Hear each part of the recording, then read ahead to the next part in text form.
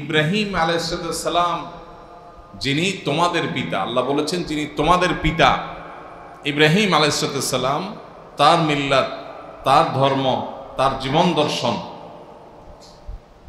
হুয়া সাম্মাকুমুল মুসলিমিন, তিনি সেই ব্যক্তি ইব্রাহিম আলাইহিস সালাম যিনি আমাদেরকে মুসলিম বলে নামকরণ করেছেন। আমরা যদি মুসলিম, এ নামকরণ করেছেন কে?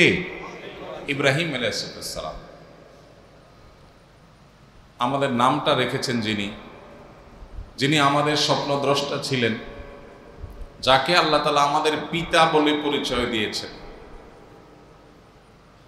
মিল্লাতে আবিকুম বলতে মুসলিম জাতি, গোটা মুসলিম মিল্লাত, গোটা মুসলিম উম্মাহ কিয়ামত পর্যন্ত যারা আসবে সবার পিতা, নাকি আরবের যারা ছিলেন সে আরব জাতির পিতা? এটা নিয়ে মুফাসসিরদের মধ্যে একাধিক মত আছে।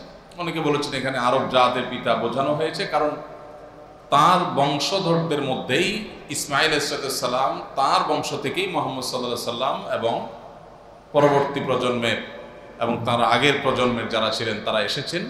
এই জন্য তাদেরকে লক্ষ্য করে বলা হয়েছে যে মিল্লাতে আবিকুম ইব্রাহিম।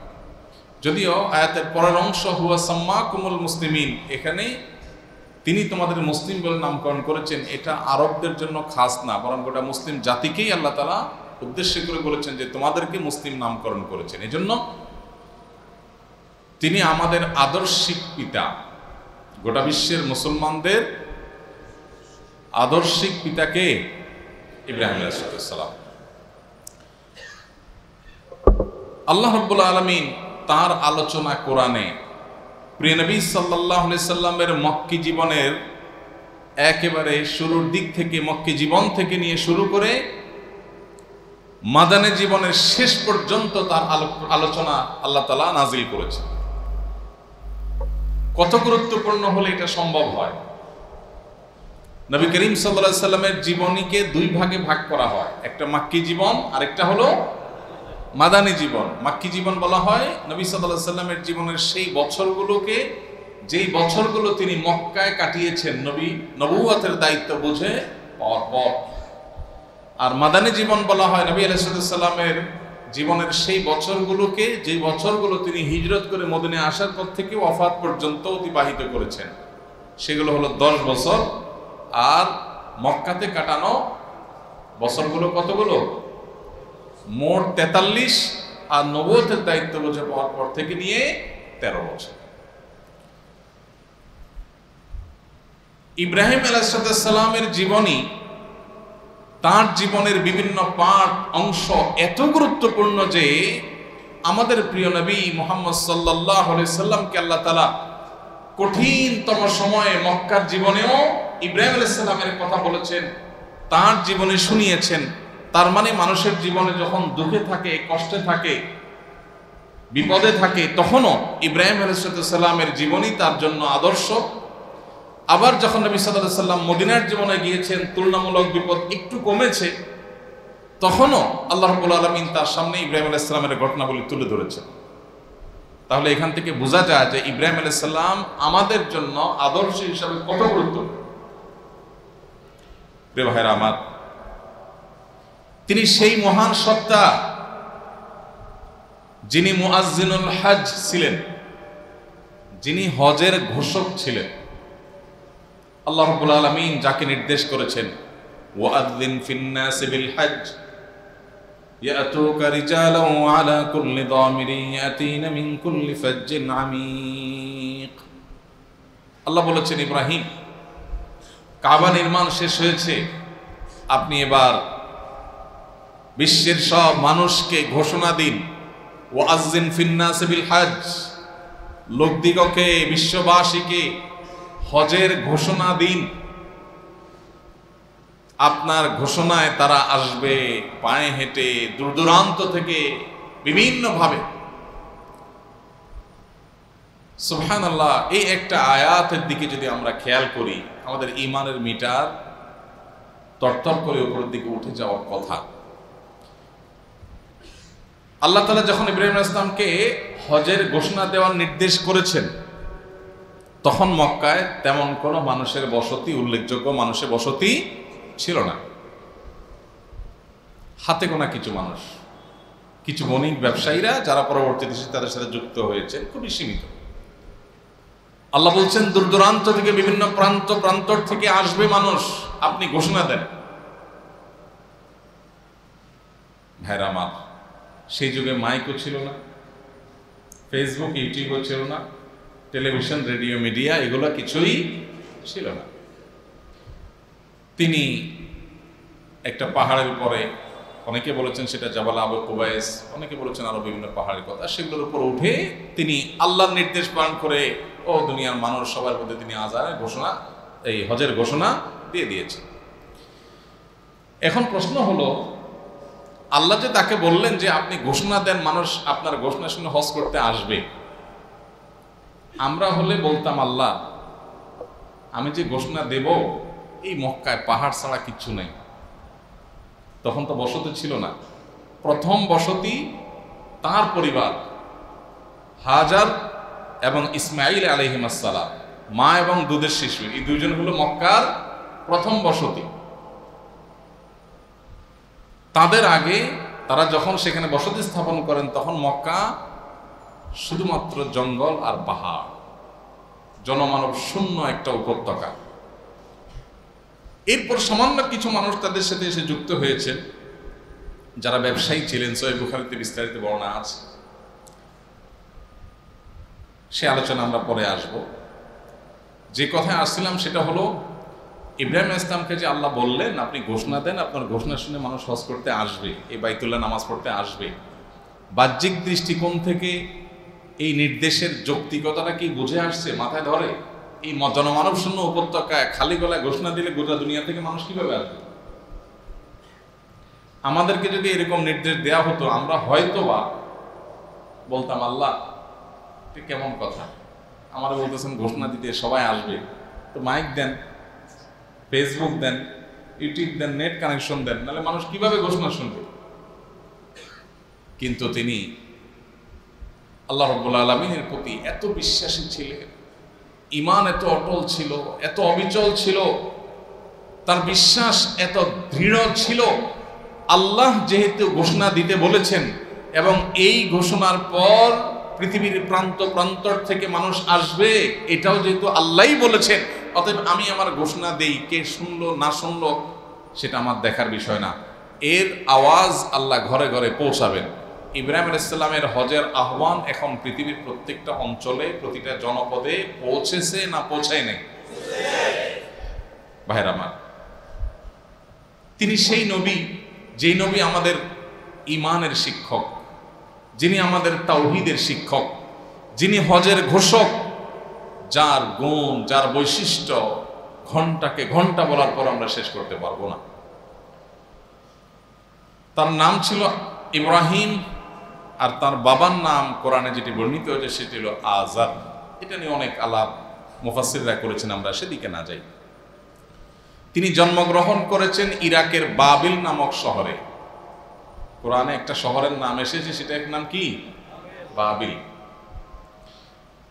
এই ইরাকের বাবেল শহরে তিনি জন্মগ্রহণ করেছেন। তার মূল উপাধি বেশ একাধিক, আমরা সেটাও আলোচনা প্রসঙ্গে বলবো কি কি উপাধি আছে তার। এর ভিতরে তার একটা উপাধি হলো তিনি ছিলেন আবুল আম্বিয়া বা নবীদের পিতা। কার পিতা?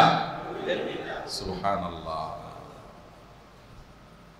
তিনি ছিলেন নূহ আলাইহিস সালাম, নূহ ইসলামের ছেলে সাম ইবনে নূহের বংশধর। ইব্রাহিম আলাইহিস সালামের পর থেকে মুহাম্মদ সাল্লাল্লাহু আলাইহি সাল্লাম পর্যন্ত পৃথিবীতে যত নবী, যত রাসূল এসেছেন, এই সমস্ত হাজার হাজার নবী রাসূলদের সবাই এসেছেন ইব্রাহিম আলাইহিস সালামের একা ওনার বংশ থেকে। আল্লাহ রাব্বুল আলামিনের কাছে কত প্রিয় হলে, আল্লাহর কত ভালোবাসার মানুষ হলে, তার বংশ থেকেই পৃথিবীতে তার আগে নবী রাসূল যারা হয়েছেন তারা তো বিভিন্ন তার পূর্বের বংশের বিভিন্ন বংশ থেকে হয়েছেন, তো তারপরে যারা এসেছেন তার 100% নবী রাসূলরা, সকল নবী রাসূলরা, ইহুদিদের সমস্ত নবী রাসূলরা, খ্রিস্টানদের নবী, আমরা যাকে নবী হিসেবে স্বীকৃতি দেই, আল্লাহ নবী ঈসা আলাইহিস সালাম, আমাদের নবী মুহাম্মদ সাল্লাল্লাহু আলাইহি সাল্লাম, সমস্ত নবী রাসূলরা যার বংশে জন্মগ্রহণ করেছেন তিনি হলেন ইব্রাহিম আলাইহিস সালাতু ওয়াস সালাম। ভাইরা আমার, কোরআনে কারিমে আল্লাহ রাব্বুল আলামিন 25 জন নবীর নাম উল্লেখ করেছেন। কতজন? 25 জন। আল্লাহর নবী রাসূলের সংখ্যা আরো অনেক, কিন্তু কোরআনে উল্লেখিত হয়েছে যাদের নাম তারা কতজন? 25 জন। এই 25 জন নবীর মধ্যে 5 জন নবী আছেন যাদেরকে কোরআনে আল্লাহ রাব্বুল আলামিন উলুল আজমি মিনার রসুল বলে সম্বোধন করেছেন। কি বলেছেন? উলুল আজম। উলুল আজম মানে কি? উলুল আজম মানে হলো দৃঢ় প্রত্যয়ী, যাদের প্রত্যয় ছিল সুদৃঢ়, যারা তাদের আদর্শে ছিলেন অটল অবিচল, চুল পরিমাণ তারা তাদের আদর্শ থেকে বিচলিত হন নাই। অনেক কঠিন পরীক্ষা যাদের জীবনে গেছে, কিন্তু তারা প্রত্যয়ী ছিলেন, দৃঢ় প্রত্যয়ী ছিলেন। নবী রাসূলদের মধ্যে যাদের জীবনে পরীক্ষা, কঠিন সময় জীবনে সবচেয়ে বেশি আসছে, সেই রকম 5 জন নবীকে আল্লাহ উলুল আজমি মিনার রসুল বা রাসূলদের মধ্য থেকে দৃঢ় প্রত্যয়ী বা উলুল আজম নবী হিসাবে, রাসূল হিসেবে আখ্যায়িত করেছেন। সেই 5 জনের একজন ছিলেন ইব্রাহিম আলাইহিস সালাতু ওয়াস সালাম। বাকি 4 জন কারা ছিলেন? প্রথম জন ছিলেন নূহ আলাইহিস সালাম, যিনি ইব্রাহিম ইসলামেরও আগে পৃথিবীতে এসেছেন। এর পরের জন ছিলেন ইব্রাহিম আলাইহিস সালাম। তারপরের জন ছিলেন মুসা আলাইহিস সালাম। কয়জন হলো? তারপরের জন ছিলেন ঈসা আলাইহিস সালাম। আর তারপরে 5ম নম্বর ছিলেন আমাদের নবী মুহাম্মদ মুস্তাফা সাল্লাল্লাহু আলাইহি ওয়াসাল্লাম। ভাইরা আমার, আল্লাহর নবী ইব্রাহিম আলাইহিস সালাম তিনি পৃথিবীতে আজ থেকে কত বছর আগে এসেছেন জানা আছে কারো? প্রায় 4500 বছর আগে। আল্লাহ রাব্বুল আলামিন তাকে এত বেশি বৈশিষ্ট্য দিয়েছেন, এত মর্যাদা দিয়েছেন, কোরআনের পাতা পাতায় আপনার ইব্রাহিম ইসলামের ঘটনা আলোচনা শুনতে পাবেন। এত বেশি আল্লাহ তাআলা তাকে ভালোবাসতেন, 5 ওয়াক্ত নামাজে, প্রত্যেক ফরজ নামাজে, প্রত্যেক নফল নামাজে, প্রত্যেক সুন্নত নামাজে, প্রত্যেক ওয়াজিব নামাজে, সকল সালাতে আল্লাহ রাব্বুল আলামিন আমাদের নবীর প্রতি দুরূদ প্রেরণ করাটাকে যখন আমাদের জন্য নামাজের অংশ করে দিয়েছেন, সেখানে ইব্রাহিম আলাইহিস সালামের জন্য দুরূদ পাঠ করাটাকেও আমাদের জন্য নামাজের অংশ করে দেওয়া হয়েছে। আমরা যে নামাজের দুরূদ পড়ি, এটার নাম কি ভাই? দুরূদ ইব্রাহিম। কেন দুরূদ ইব্রাহিম নামকরণ করা হয়েছে? কারণ এই দুরূদে মুহাম্মদ সাল্লাল্লাহু আলাইহি ওয়াসাল্লামের প্রতি দুরূদ প্রেরণ করার পাশাপাশি ইব্রাহিম আলাইহিস সালাম এবং তার বংশধরদের প্রতিও দুরূদ প্রেরণ করা হয়। দুরূদ প্রেরণ করা মানে কি ভাই? রহমতের দোয়া করা। দুরূদ প্রেরণ করা মানে কি? রহমতের দোয়া করা। আল্লাহ যেন অনুগ্রহ নাজিল করেন। আল্লাহ তো তার রাসূলের প্রতি অনুগ্রহ এমনিই নাজিল করবেন, মাঝখান থেকে আমি বলে আল্লাহর কাছ থেকে বেনিফিট পেয়ে যাব। ভাইরা আমার, ইব্রাহিম আলাইহিস সালামের 1 নম্বর বৈশিষ্ট্য হলো তাহলে তিনি উলুল আজম নবী ছিলেন, দৃঢ় প্রত্যয়ী 5 সেরা শ্রেষ্ঠ নবীদের একজন ছিলেন। তার আরেকটা বৈশিষ্ট্য হলো, আমরা যে বাইতুল্লাহর হজ করার জন্য যাই, তওয়াফ করার জন্য যাই, এই বাইতুল্লাহর নির্মাতা ছিলেন। কত বড় সৌভাগ্যের বিষয়! আমরা যদি একটু চিন্তা করি, কল্পনা করি, তো হয়তো আমাদের সকল হিসাব নিকাশ, ক্যালকুলেশন সব থেমে যাবে। কিভাবে থেমে যাবে? আমরা জানি বাইতুল্লাহ এটা পৃথিবীর প্রথম ঘর, যেটা আল্লাহর ইবাদতের জন্য, উপাসনার জন্য নির্মাণ করা হয়েছে। উপাসনা ইবাদতের ঘর হিসাবে যে আলাদা ঘর হয়, পৃথিবীতে এই ধারণা এনেছে কিসে? বাইতুল্লাহ। ইন্না আউওয়ালা বাইতুন উযিআ লিন-নাসি লাল্লাযী বিবাক্কাতা। মক্কার যে ঘর বাইতুল্লাহ, কাবা আছে, এটা হলো সেই ঘর পৃথিবীতে যেটি সর্বপ্রথম নির্মাণ হয়েছে আল্লাহর ইবাদতের জন্য। মানুষকে আল্লাহর ইবাদতের জন্য প্রথম ঘর নির্মাণ করা হয়েছে যেটি, সেটা কোনটা? তার আগে কোনো ঘর পৃথিবীতে ছিল না। নূহ আলাইহিস সালামের প্লাবন কত হাজার বছর আগে হয়েছে সেটা আল্লাহ তাআলা ভালো জানেন। সেটার সঠিক কোনো সন খন কোরআন হাদিস কোথাও থেকে পরিষ্কারভাবে পাওয়া যায় না। সেই নূহ আলাইহিস সালাতু ওয়াস সালামের প্লাবনের সময় গোটা পৃথিবী যখন নিমজ্জিত হয়েছিল, তখন সেই প্লাবনে মাটি কাদার নিচে এই বাইতুল্লাহ চাপা পড়ে গিয়েছিল এবং শত সহস্র বছর ধরে সেটি চাপা পড়ে থাকার কারণে মানুষ আর সেটার কোনো সন্ধান পায়নি। আল্লাহ তাআলা ইব্রাহিম আলাইহিস সালামকে নির্দেশ করেছেন, কি নির্দেশ? তার স্ত্রী হাজার এবং দুধের শিশু ইসমাইলকে নিয়ে মক্কায় যাওয়ার জন্য। মক্কায় তিনি যাওয়ার পর নিজের পরিবারকে রাখলেন কোথায়? মক্কায় এই যে সাফা মারওয়া দুটি পাহাড়, এই এলাকাতে তাদেরকে রাখলেন, কোন একটা পাহাড়ে রাখলেন।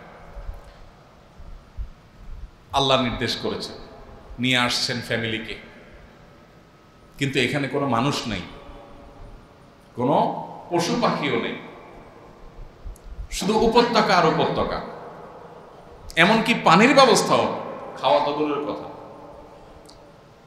সেখানে রেখে যখন চলে যাচ্ছেন, তার স্ত্রী ইসমাইল আলাইহিস সালামের মা হাজার জিজ্ঞাসা করলেন, আপনি যে আমাদেরকে এখানে রেখে, কোনো মানুষ নাই জন নাই, এখানে এই ভুতুড়ে পাহাড়ে রেখে চলে যাচ্ছেন, এটা কি আল্লাহর নির্দেশ? কারণ তিনি জানতেন ইনি আল্লাহর রাসূল, আল্লাহর নির্দেশে বাইরে তো কিছু করেন না, ওহী ছাড়া কেউ কাজ করেন না। তো জানতে চাইলেন এটা কি আল্লাহর নির্দেশ কিনা। তখন তিনি মাথা নাড়িয়ে সায় দিয়ে জানালেন, হ্যাঁ এটা আল্লাহর নির্দেশ। পেছনে ফিরে তাকালেন না, যদি বাচ্চার দিকে তাকে আবার মায়া লাগে, আল্লাহর নির্দেশ পালন করতে না পারে। মাথা সায় দিলেন, মা হাজার নিশ্চিন্ত হয়ে গেলেন, আল্লাহর নির্দেশ, ও তাহলে আর চিন্তা নেই, তাহলে আপনি যান। কি মা ছিল, কি মহিলা ছিলেন, কি ঈমান ছিল। এরপর ইব্রাহিম আলাইহিস সালাম চলে গেলেন শিশু ইসমাইলকে নিয়ে। বুকের দুধ শুকিয়ে যায়, খাবার নাই, ভুতুড়ে জায়গা, পানি নাই। সাফা থেকে মারোয়া, মারোয়া থেকে সাফা, একবার এই পাহাড় থেকে দৌড়া ওই পাহাড়ের উপরে উঠে আশপাশে কোথাও পানি দেখা যায় কিনা, না কোথাও পানি নেই। এভাবে 7 বার তিনি সাফা এবং মারওয়া চক্কর দিলেন পানির সন্ধানে। আমরা এখন উমরা বা হজ করতে গেলে 7 চক্কর দেই, সেই 7 চক্করের অনুসরণে। এরপর আল্লাহ রাব্বুল আলামিন অলৌকিকভাবে আজকে যে জমজমের পানি আমরা পান করছি, 4500 বছর ধরে যেখান থেকে কোটি কোটি মানুষ, অগণিত মানুষ পান করছে, এই পানির সন্ধান আল্লাহ তাআলা দিলেন সাফা মারওয়ার মধ্যবর্তী জায়গা থেকে। পানির ব্যবস্থা হয়ে গেছে, আলহামদুলিল্লাহ, টেনশন নেই। যখন পানির সেখানে আল্লাহ তাআলা অলৌকিকভাবে পানি সেখান থেকে বের করলেন, সাধারণত মরুভূমি বা পাহাড়ি অঞ্চলে, উপত্যকার অঞ্চলে কোথাও পানি থাকলে সেখানে পাখিদের ঝাঁক থাকে, বনে জঙ্গলে কোথাও পানি থাকলে সেখানে পশুদের ঝাঁক থাকে। তো এখানে যেহেতু পানি পাওয়া গেছে, পাখিরা বিভিন্ন জায়গা থেকে এসে পানি পান করত। পাশ দিয়ে কোনো একটা মুসাফিরদের দল, যারা কোনো দেশে ব্যবসা বাণিজ্য করতে গেছে, সেখান থেকে যাচ্ছিল, তারা দেখছিল যে দূর থেকে কোথাও পাখি উড়াচড়া করছে। তখন তারা বুঝলেন এখানে পানি আছে। আসলেন তারা, কাছাকাছি এসে দেখে, আরে সর্বনাশ, শুধু পানি না, একটা ছোট ফুটফুটে দুধের বাচ্চা নিয়ে একজন মহিলা আছে। তারা এলাকাটা দেখে খুব পছন্দ করলো। আসলে সব তো আল্লাহ তাআলার হিকমত, আল্লাহই তাদের বান্দাদেরকে পাঠাচ্ছেন। বললেন যে আমরা এখানে বসবাস করতে চাই। ওই যে তিনি একা একা, আল্লাহ পাঠিয়ে দিচ্ছেন, আমরা এখানে বসবাস করতে চাই, আপনি অনুমতি দিবেন কিনা। দেখেন সেই যুগের মানুষের মধ্যেও কি ম্যানার্স ছিল, যে উনি যেহেতু আগে এখানে আসেন, অতএব এখানে থাকতে হলে ওনার পারমিশন নিতে হবে।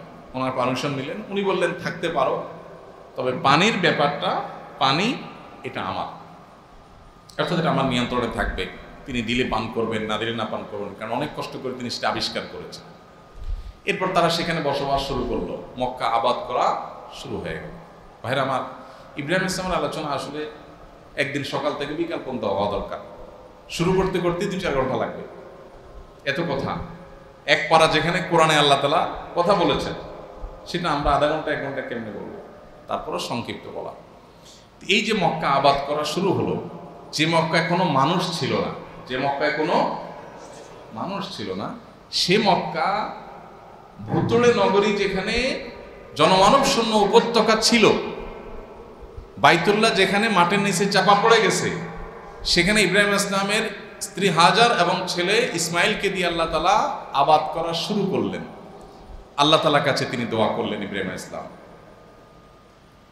রব্বানা ইন্নী আসকানতু মিন যুররিয়্যাতি বিওয়াদিন গায়রি যী যারইন ইনদা বাইতিকাল মুহাররম। আল্লাহ, আপনার সম্মানিত ঘরের কাছে আমি আমার পরিবারের সদস্যদেরকে রেখে আসলাম, যেখানে কোনো ফল নাই, ফসল নাই, খাওয়ার কিচ্ছু নেই। আল্লাহ রাব্বুল আলামিনের কাছে দোয়া করলেন, আল্লাহ, আমার পরিবারকে যেহেতু এই জনমানব শূন্য উপত্যকা রেখে গেলাম, যেখানে কোনো ফল ফসল নাই, আপনি তাদেরকে ফল ফসল দিয়ে রিজিক দেন, আর মানুষের মনগুলোকে এই নগরীর সাথে এমন ভাবে সম্পৃক্ত করে দেন, এমন ভালোবাসা সৃষ্টি করে দেন মানুষের অন্তরে এই নগরের প্রতি, যাতে মানুষ এই শহরটাকে ভালোবাসে। দোয়া কি কবুল হয়েছে না হয় নাই? কি হওয়াটা হয়েছে? কি হওয়াটা হয়েছে? যারা তায়েফ গেছেন তারা জানেন, এমন কোন ফল ফসল নাই যেটা 12 মাস তায়েফে হয় না। তায়েফের এলাকা থেকে বের হয়ে অন্য এলাকায় ঢুকে গেলে সেখানেও আর নাই, কিন্তু তায়েফে আছে। এমন ফল ফসল আল্লাহ তাআলা দিলেন যে 12 মাস ফল ফসলে ভরা। আজ সে আমরা তায়েফ গেলে ফল কিনে আনে, তাই না? এরপরে যে শহর অনাবাদী ছিল, আল্লাহর নির্দেশ পালন করেছেন একা একা নির্জনে। এই প্রশ্ন করেন নাই, আল্লাহ এই নির্জন জায়গায় যে আমি থাকবো কেমনে? দোয়া করছেন, আল্লাহ আপনার নির্দেশ পালন করছি, আপনি এবার ব্যবস্থা করে দেন এটাকে জমানোর।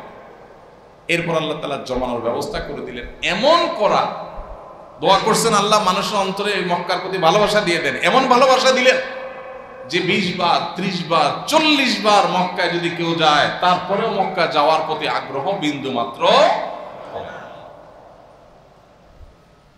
আপনি যদি পৃথিবীর কোনো জায়গায় দেখতে যান, তাজমহল দেখতে যান, আমি গেছি, একবার গেলে দ্বিতীয়বার আপনারা বাইন্দা করে নিতে পারবেন, গেছি তো আর কি। কিন্তু বাইতুল্লাহ মক্কায় যারা একবার গেছেন তারা আরো পাগল হয়ে গেছে, আরো ব্যাকুল হয়ে গেছে, আবার যাওয়ার জন্য অস্থির হয়ে যায়। দোয়া কবুল হয়েছে না হয় নাই? ইব্রাহিম ইসলামের বৈশিষ্ট্য হলো তিনি বাইতুল্লাহ নির্মাতা। বাইতুল্লাহ নির্মাণ করা কত বড় কাজ আমরা কি চিন্তা করি? এই বাইতুল্লাহ আল্লাহ তাআলা তাকে ওহী করেছেন যে নূহ আলাইহিস সালামের প্লাবনে যে বাইতুল্লাহ মাটির নিচে চাপা পড়ে গেছে, এই বাইতুল্লাহর মূল ফাউন্ডেশন কোথা থেকে কোথায় কতটুকু ছিল, এটা তাকে আল্লাহ তাআলা গাইড করেছেন। সেই গাইড অনুযায়ী তিনি সেটা আবিষ্কার করেছেন, মাটি খুঁড়ে বের করেছেন। তিনি যে বাইতুল্লাহ নির্মাণ করেছেন, এখন সেই বাইতুল্লাহ আমরা গিয়ে নামাজ পড়লে 1 রাকাতে সওয়াব পাই। কয় রাকাতে? 1 লক্ষ রাকাতে। 4500 বছর আগে যদি সেটা নির্মাণ করেন তিনি, 4500 বছর ধরে কত মানুষ ইবাদত করছে? নামাজ, তাওয়াফ, ইতিকাফ, কত ইবাদত করছে? কোন ক্যালকুলেটরে গণে বের করা সম্ভব?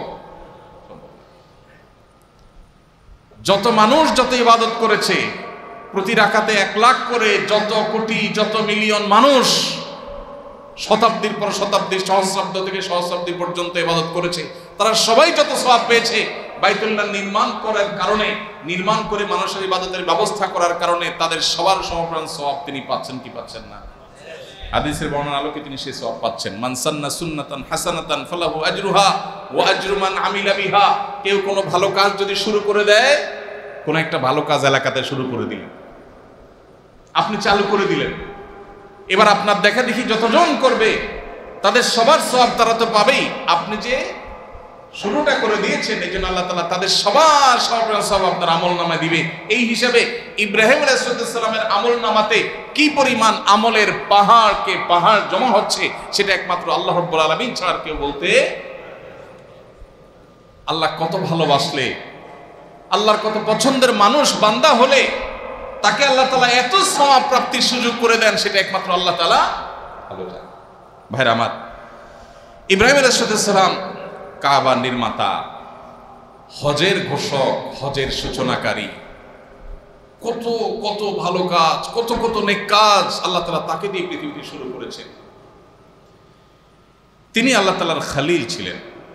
আল্লাহ বলেছেন ওয়াত্তাখাযাল্লাহু ইব্রাহিমা খলিলা। আল্লাহ তাআলা ইব্রাহিমকে বন্ধু হিসেবে গ্রহণ করেছেন। সুবহানাল্লাহ। আমরা হলাম আল্লাহর গোলাম, এটাই গৌরবের।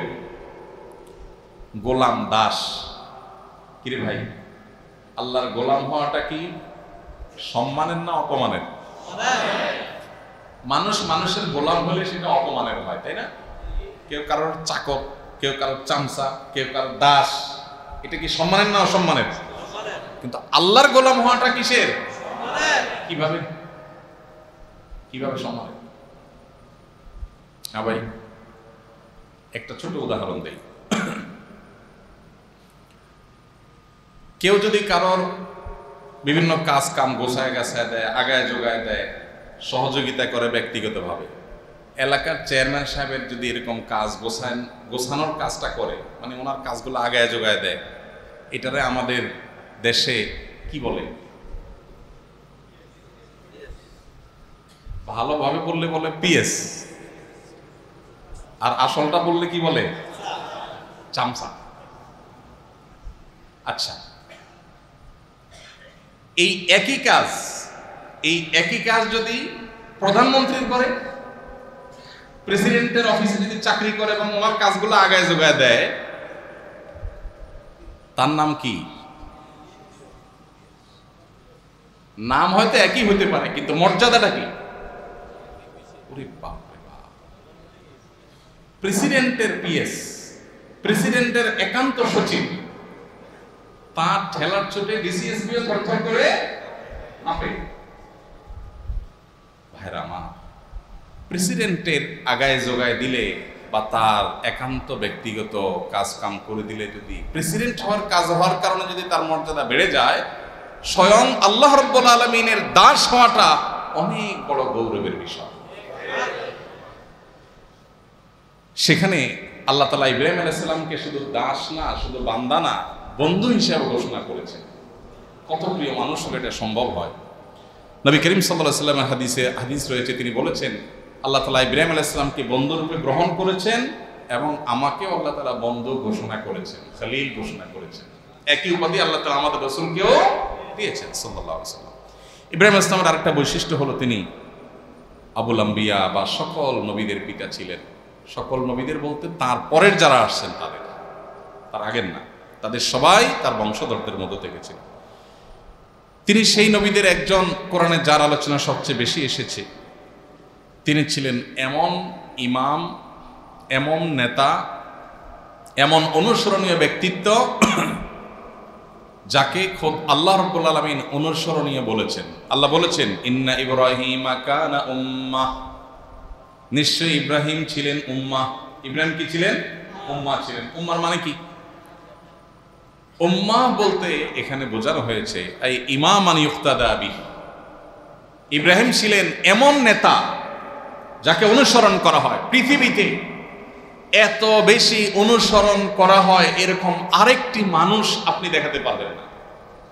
গোটা পৃথিবীতে সবচেয়ে বেশি ফলোয়ার যার, সবচেয়ে বেশি ভক্তি করে, ভক্ত যার, ভালোবাসে যাকে সবচেয়ে বেশি, তার নাম হলো ইব্রাহিম আলাইহিস সালাম। তার চাইতে বেশি ফলোয়ার্স পৃথিবীতে আর কারণ নাই। ইহুদিরা ইব্রাহিম আলাইহিস সালামকে ভালোবাসে, তারা আব্রাহাম বলে। খ্রিস্টানরা ইব্রাহিম আলাইহিস সালামকে শ্রদ্ধা করে এবং ভালোবাসে। এবং কোরআনে আল্লাহ তাআলা উল্লেখ করেছেন ইহুদি এবং খ্রিস্টানরা গন্ডগোল করে নিজেদের মধ্যে, তারা সবাই দাবি করে তারা ইব্রাহিম আলাইহিস সালামের অনুসারী। আছে না কোরআনে?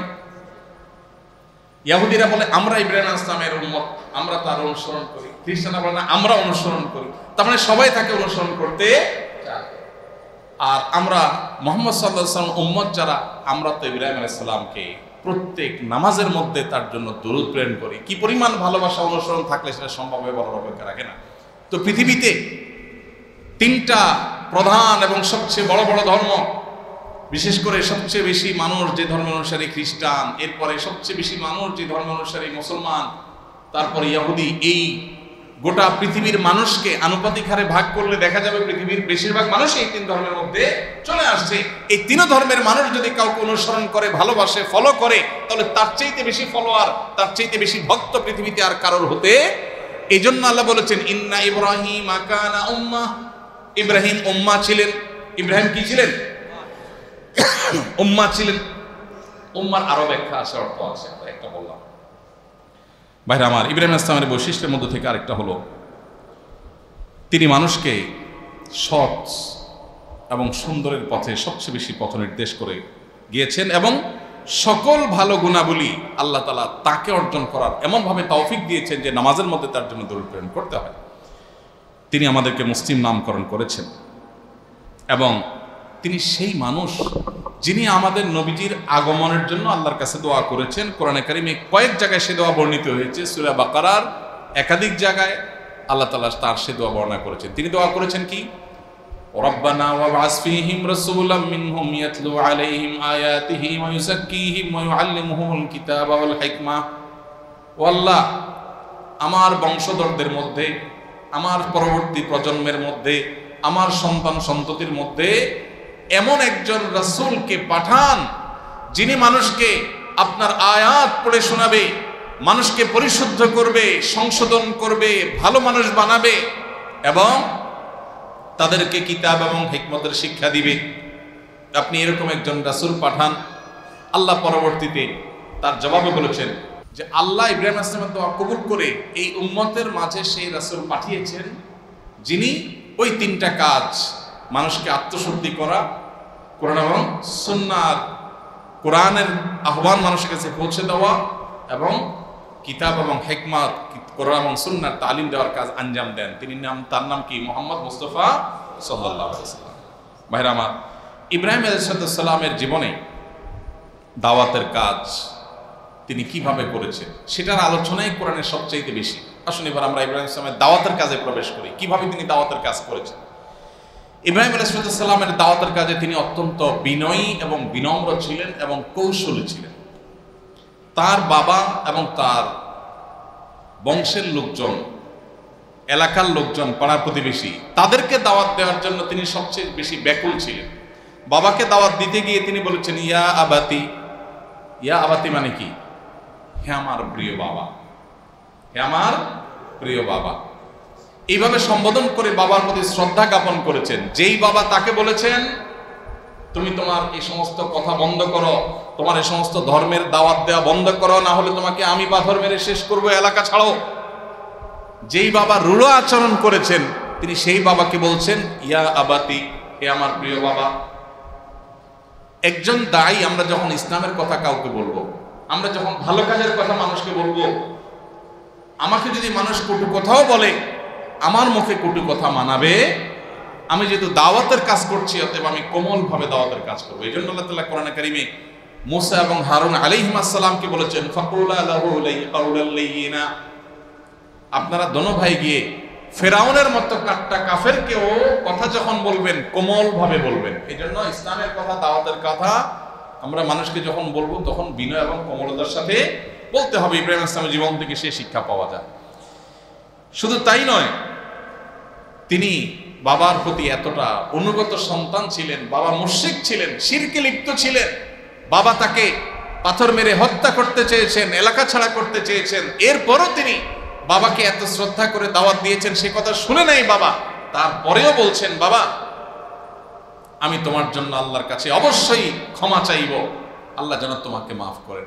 যদিও আল্লাহ তাআলা পরবর্তীতে তাকে তাম্বিহ করেছেন মুশরিকের জন্য ক্ষমা চাওয়া যায় না। কিন্তু তিনি সেই তাম্বিজ যতক্ষণ জানতেন না, আল্লাহ নিষেধাজ্ঞা আসার আগে তিনি বাবার জন্য ক্ষমা চাওয়ার কথা পর্যন্ত বলেছেন। এরপরে তার এলাকার লোকজনকে যখন দাওয়াত দিয়েছেন, তাদেরকে বলেছেন, দেখো তোমরা মূর্তি পূজা করো না, তোমরা প্রতিমা পূজা করো না, তোমরা কোনো মানুষের পূজা করো না, কোনো সৃষ্টির পূজা করো না, তোমরা পূজা করবে, ইবাদত করবে, উপাসনা করবে কার? একমাত্র আসমান জমিনের মালিকের আল্লাহর ইবাদত করবে, আর কারণ নয়। তাওহীদের এই শিক্ষা বারবার তিনি দিয়েছেন, কিন্তু যতবার দিয়েছেন তাদের তেড়ামি, তাদের গোঁড়ামি, তাদের হঠকারিতা সেটা আরো বেড়েছে।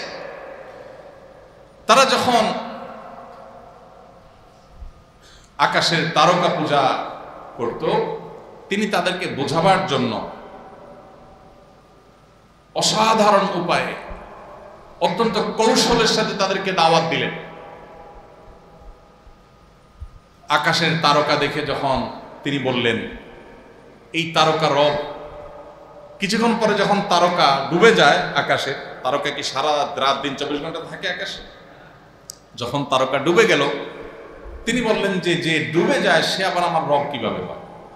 যে নিজে হারায় যায় সে আবার কি সে সৃষ্টিকর্তা হতে পারে? এরপরে তিনি বললেন, চাঁদ এটা তো অনেক বড়, অনেক আলো দেয়, তাহলে এটা রব হতে পারে কিনা? এরপর যখন চাঁদও ডুবে গেল, বললেন না, যে ডুবে যায় সে তো রব হতে পারে না। সূর্যের বেলা একই কথা বললেন। যখন এভাবে চাঁদ, সূর্য, তারকা তিনটার ব্যাপারে তিনি মানুষকে, তার জাতি যে তারকা পূজারী যারা ছিল তাদেরকে তিনি বোঝাবার চেষ্টা করেছেন যে দেখো, যে ডুবে যায়, স্তিমিত হয়ে যায়, হারিয়ে যায়, আলো দেওয়া বন্ধ করে দেয়, সে কোনো রব হতে পারে না।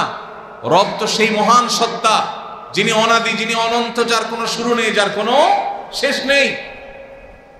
অতএব তোমরা যাকে রব স্বীকার করছো, এগুলো আসলে সৃষ্টি, এগুলো ক্ষয়শীল, এগুলা ধ্বংসপ্রাপ্ত, এগুলো একসময় শেষ হবে, এগুলো রব হতে পারে না।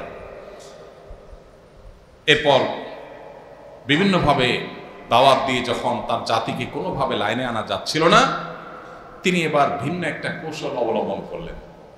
তার এলাকার মানুষ যারা মুশরিক ছিল, শিরকে লিপ্ত ছিল, তাদের যখন উৎসবের দিন আসলো, তারা উৎসব পালন করার জন্য মেলা বা কোথাও যাচ্ছিল, তাকে বলছে যাওয়ার জন্য। তিনি বলেছেন, ইন্নী সাকিম, আমি যাব না, আমার শরীরটা খারাপ, আমার শরীরটা খারাপ।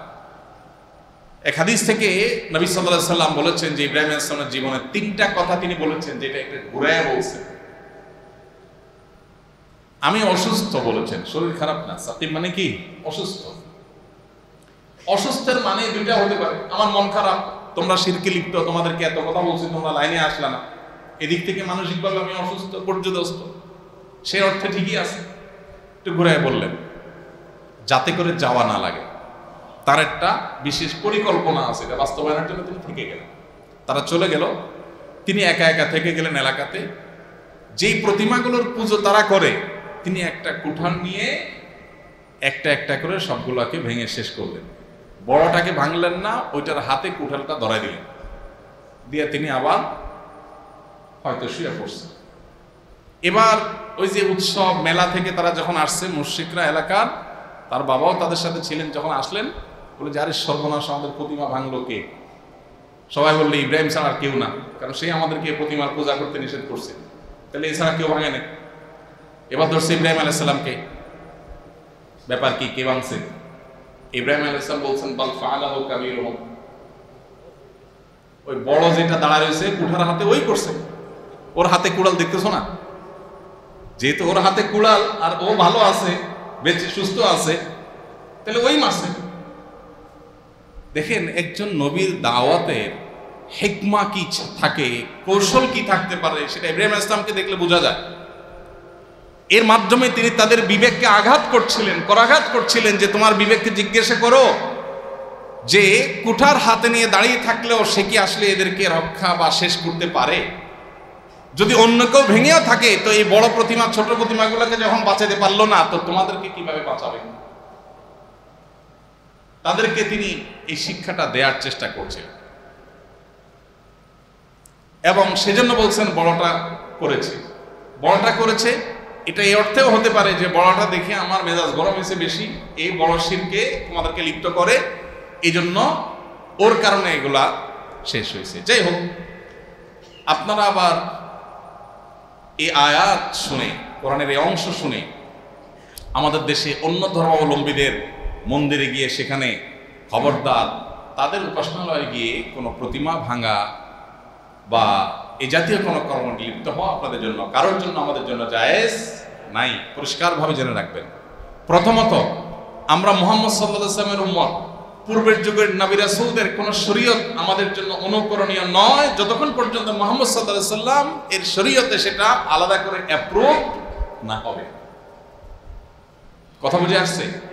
দ্বিতীয় হলো, এটা আল্লাহর একজন নবীর জন্য বিশেষ, নবীর জন্য একটা ঘটনা, যেটা আল্লাহ কোরআনে উল্লেখ করেছে, নবীর একটা ঘটনা। বুঝে আসছে কথা? অতএব আমরা এই ক্ষেত্রে আবার ভুল কোনো পদক্ষেপ যেন না নেই। আমরা শিরক থেকে হাজার মাইল যোজন দূরে থাকব এবং শিরকের বিরুদ্ধে তাওহীদের দাওয়াত দিব, তাওহীদকে সুসংহত করব, তাই বলে এমন কিছু করব না যেটা আসলে কোরআন সুন্নাহ আমাদেরকে এভাবে করতে বলে। ইব্রাহিম আলাইহিস সালাম যখন তাদেরকে এভাবে বোঝালেন, তারপরও তারা বুঝলো না, তাদের কপালে হেদায়েত ছিল না। এরপর তারা সিদ্ধান্ত নিল, না, ইব্রাহিমের সাথে তার পারা যায় না, এবার তার জন্য তাকে শেষ করে ফেলতে হবে। তারা বিশাল বড় অগ্নিকুণ্ডের ব্যবস্থা করলো, কাঠ খড়ি একত্র করে বিশাল এলাকা নিয়ে বিরাট বড় আগুন জ্বালাইল, যে আগুনের মাঝখানে তাকে ফেলে দিতে হবে। কোনো বাঁশ বা এই জাতীয় কিছুর আগায় বেঁধে তাকে দূরে নিয়ে একদম আগুনের মাঝখানে ফেলে দিতে হবে, যাতে সে শেষ হয়ে যায়, পুড়তে পুড়তে শেষ হয়ে যায়। তারা সে ব্যবস্থা করলো। ইব্রাহিম আলাইহিস সালাম যখন দেখলেন বিশাল বড় অগ্নিকুণ্ডের ব্যবস্থা হয়েছে, তাকে ধরা হয়েছে, তাকে বেঁধে সেখানে ফেলার ব্যবস্থা করা হচ্ছে, নিশ্চিত মৃত্যু ছাড়া আর কিচ্ছু সামনে নাই, এটা যখন দেখলেন, তখন তিনি কি করলেন? তিনি বললেন, হাসবুনাল্লাহু ওয়া নি'মাল ওয়াকিল। তোমরা যে ফাঁদ ফন্দি, তোমরা যে পরিকল্পনা এঁটেছ আমার ক্ষতি করবার জন্য, আল্লাহ আমার জন্য যথেষ্ট। ওয়া নি'মাল ওয়াকিল, তিনি সবচেয়ে সর্বোত্তম কর্মবিধায়ক, আমার জন্য তিনি যথেষ্ট তোমাদের এগুলো থেকে রক্ষা করবার জন্য। সূরা আলে ইমরান 173 নম্বর আয়াতে তার এই কথা আল্লাহ বর্ণনা করেছেন। সূরা আম্বিয়াতে এসেছে তিনি বলেছেন, সূরা তওবাতে এসেছে তিনি বলেছেন হাসবি আল্লাহ, একই কথা, আল্লাহ আমার জন্য যথেষ্ট। এখানে একটু থামতে চাই। এই যে ভয়ের সময়, বিপদের সময়, যখন বিপদ ছাড়া সামনে আর কিচ্ছু নেই, তখন তিনি হাসবুন আল্লাহ বলেছেন, হাসবি আল্লাহ বলেছেন, আল্লাহ আমার জন্য যথেষ্ট বলেছেন। এইটা বলার পর তিনি কি আগুনে পড়ে ছাই হয়েছেন না রক্ষা পাইছেন? রক্ষা পেয়েছেন। কিভাবে রক্ষা পেয়েছেন? আল্লাহ তাআলা বলেছেন, কুলনা ইয়া নারু কুনি বারদাও ওয়া সালামান আলা ইব্রাহিম। আল্লাহ বললেন, আমি নির্দেশ করলাম আগুনকে, হে আগুন, কুনি বারদাও ওয়া সালামান আলা ইব্রাহিম, তুমি ইব্রাহিমের উপর প্রশান্ত হয়ে যাও, ঠান্ডা শীতল হয়ে যাও। এসি রুমের মধ্যে যেরকম আরাম থাকে, এরকম আরামদায়ক হয়ে যাও, শান্তিদায়ক হয়ে যাও। যে আগুন সবকিছুকে পুড়িয়ে ভস্ম করে, সে আগুন বরং ইব্রাহিম আলাইহিস সালামের জন্য আরামদায়ক হয়ে গেল। তাদের সব আগুন, সকল কাঠ খড়ি পুড়ে ছাই হয়ে গেল, কিন্তু ইব্রাহিম আলাইহিস সালাম আপন অবস্থায় ছিলেন। একটা লোম শরীরের আগুন পুড়তে পারে না, কারণ আগুনের সৃষ্টিকর্তা নিষেধ করে দিয়েছে। ভাইরা আমার, আল্লাহ এরকম কুদরতকে আমরা বিশ্বাস করি না? করি না? এই যে করোনা গেছে, বেশি দিন আগের কথা না, অনেকে আছে মাস্ক একেবারে বিদেশিটা 1 নম্বরটা পড়তো, আর স্যানিটাইজার একদম অরিজিনালটা ব্যবহার করতো। লকডাউনের শুরুতে যে দরজা লক করছে, আর দরজাও খোলে নাই, কিন্তু এরপরও দেখা গেছে পুরো ফ্যামিলি সহ হসপিটালে করোনা ধরা পড়ছে। হয়েছে না? হয় না?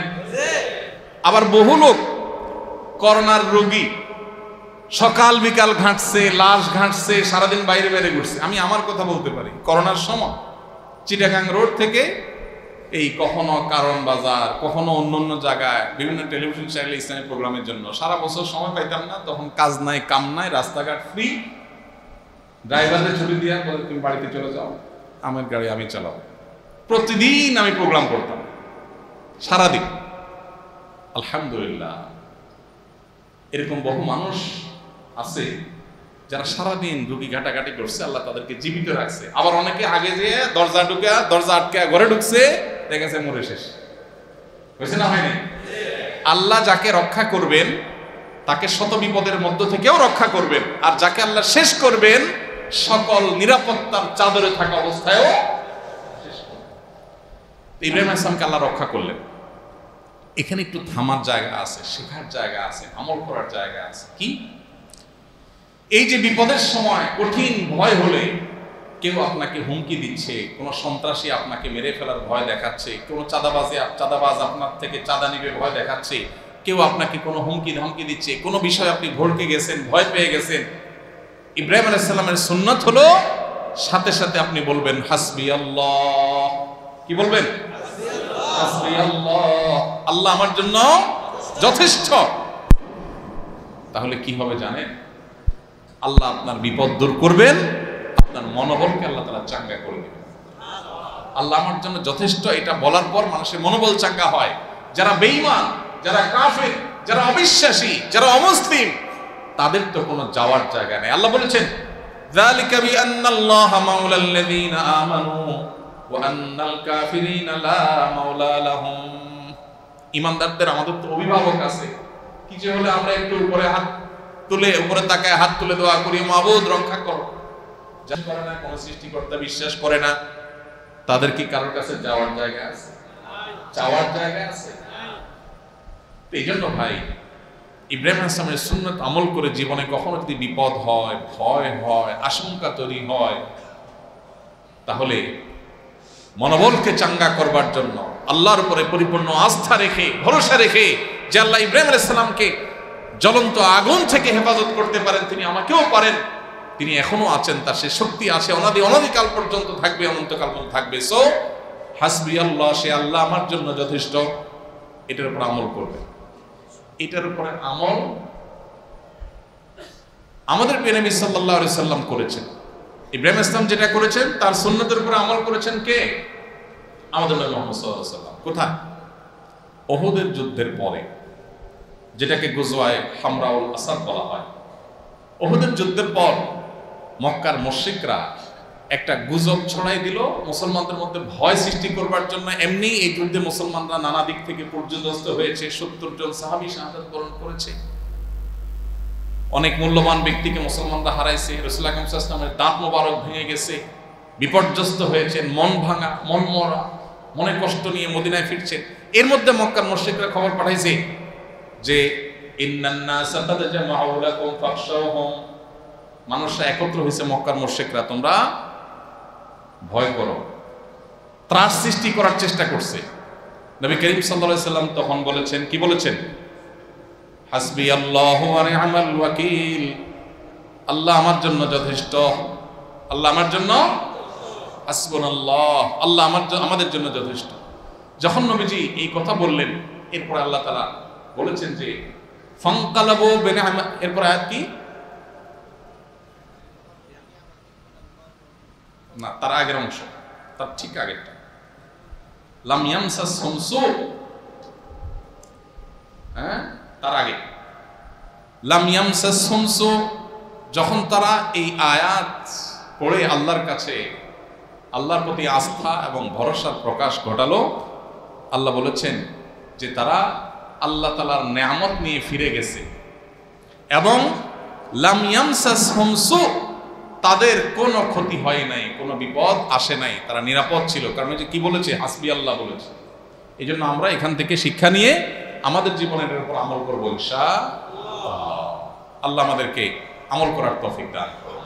তাহলে একটা আমল পেয়ে গেলাম। বিপদে আপদে মুসিবতে ভয় তৈরি হলে অন্তরে কি বলবো? হাসবি আল্লাহ ওয়া নি'মাল ওয়াকিল। অনেক মানুষ যদি হয় একসাথে, তাহলে বলবেন হাসবুনাল্লাহু ওয়া নি'মাল ওয়াকিল, আল্লাহ আমাদের জন্য যথেষ্ট, তিনি আমাদের এই কাজ সমাধা করার জন্য সবচেয়ে উত্তম। ভাইরা আমার, তো ইব্রাহিম আলাইহিস সালামকে দেখেন তিনি দাওয়াতে কাজ করতে গিয়ে আগুনে নিক্ষেপ করা হলো।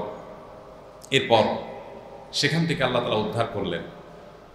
এলাকাবাসী তখন চিন্তা করছে, বাপরে, আগুনে ফেললাম, সেখান থেকে রক্ষা পেয়ে গেছে। তারা একরকম হাল ছেড়ে দিস যে না, তাহলে এর সাথে আর পারা যাবে না। এরপরে ঈমান আনে নাই।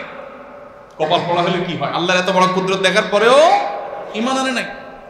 এই করোনার সময় কত কুদরত আমরা দেখেছি, কিন্তু আমাদের বোঝে আসে না। ভাইরা আমার, খুব কম মানুষই শিক্ষা গ্রহণ করেছে। এরপরে ইরাকের যে বাবিল এলাকায় তিনি জন্মগ্রহণ করেছেন, সেই বাবিল শহরের যে রাজা ছিল নমরুদ, পৃথিবীর ক্ষমতাধর রাজাদের একজন ছিল। এই পাপিষ্ট এই রাজা, সে নিজেকে সৃষ্টিকর্তা দাবি করে বসলো, মাবুদ দাবি করে বসলো এবং বলল যে আমি সৃষ্টিকর্তা, আমি সব। নাউজুবিল্লাহ। এই ঘটনা যখন ইব্রাহিম আলাইহিস সালাম তিনি জানলেন, এবং ইব্রাহিম আলাইহিস সালামের কথা যখন সে শুনছে যে ইব্রাহিম আলাইহিস সালাম দাওয়াত দিচ্ছে এক আল্লাহর প্রতি, তখন তাকে ডেকে পাঠাইলেন। ডেকে তার সাথে একটা বাহাস হলো, মোনাজারা, বিতর্ক হলো। বিতর্কের বিষয়বস্তু কি? সে দাবি করে সে আল্লাহ, সে সৃষ্টিকর্তা, আর ইব্রাহিম আলাইহিস সালাম বলেন না, তুমি সৃষ্টিকর্তা কে? আল্লাহ। এবার সে বলে, দেখো তোমার সৃষ্টিকর্তা কি পারে? ইব্রাহিম আলাইহিস সালাম বলেন, ইন্নাল্লাহা ইউহয়ি ওয়া ইউমীত, আমার আল্লাহ যিনি মহান সৃষ্টিকর্তা, সৃষ্টিকর্তা শুধু এক সত্তা, একজন। তিনি মানুষকে তিনি সবাইকে জীবন দেয়, আবার মৃত্যু তিনিই দেয়। জীবন মরণের মালিক তিনি। নমরুদ এটা শুনে জেল থেকে দুজন মানুষকে ডেকে নিয়ে আসছে, যাদের মৃত্যুদণ্ডের অর্ডার হয়ে গেছে, মৃত্যুদণ্ড কার্যকর হবে। এই টাইমে বলল, যাও, একজনকে ছেড়ে দিলাম, আরেকজনকে মেরে ফেললাম। একজনকে মেরে ফেলছে, আরেকজনকে ছেড়ে দিছে। দিয়া বলছে, দেখছো আমি জীবন দিছি, মৃত্যু দিছি, এরে জীবন দিলাম, এরে মরণ দিলাম, দেখছো, তা আমি তো সৃষ্টি করতাম। আহম্মকের এই কথা শোনার পর ইব্রাহিম আলাইহিস সালাম চিন্তা করলেন, এর তো সোজা কথায় হবে না, আল্লাহ তাকে খুব কৌশলী বানিয়েছে। তিনি তখন বললেন, আচ্ছা তাই নাকি? ফাইন্নাল্লাহা ইয়াতি বিশ-শামসি মিনাল মাশরিকি ফাতি বিহা মিনাল মাগরিব, আল্লাহ তাআলা সকালবেলা সূর্য ওঠান পূর্ব দিক থেকে। তুমি যদি সৃষ্টিকর্তা হয়ে থাকো, তাহলে তুমি সূর্য দেখি পশ্চিম দিক থেকে উঠায়া দেখাও। ফাবহিতাল্লাযী কাফার, এরপরে তার আর কোনো জবাব, লা জবাব হয়ে গেছে। এভাবে ইব্রাহিম আলাইহিস সালাম দাওয়াতের কাজ করেছেন। একা একা একজন মানুষ, একটা সমাজ, একটা কুফরি শক্তি, শিরকি শক্তির বিরুদ্ধে কিভাবে দাঁড়াতে হয়, সেই শিক্ষা যদি আপনার নিতে হয়। সমাজের সবাই দুই নম্বরই করে ভাই, সবাই করে ভাই, কোনো ব্যাপার না ভাই, মাপ চাই নিন আল্লাহর কাছে, নেন ভাই, ঘুষ ঘুষ, সবাই করে ভাই। এগুলো চলে কি চলে না? গোটা সমাজের মানুষ করবে। আমি তো ইব্রাহিম আলাইহিস সালামের অনুসারী, আমি সমাজের অন্যায়, অনাচার, খারাপ কাজ, হারাম কাজ, এগুলোর বিপরীতে প্রয়োজনে একা চলব। ঠিক আছে না ইনশাআল্লাহ?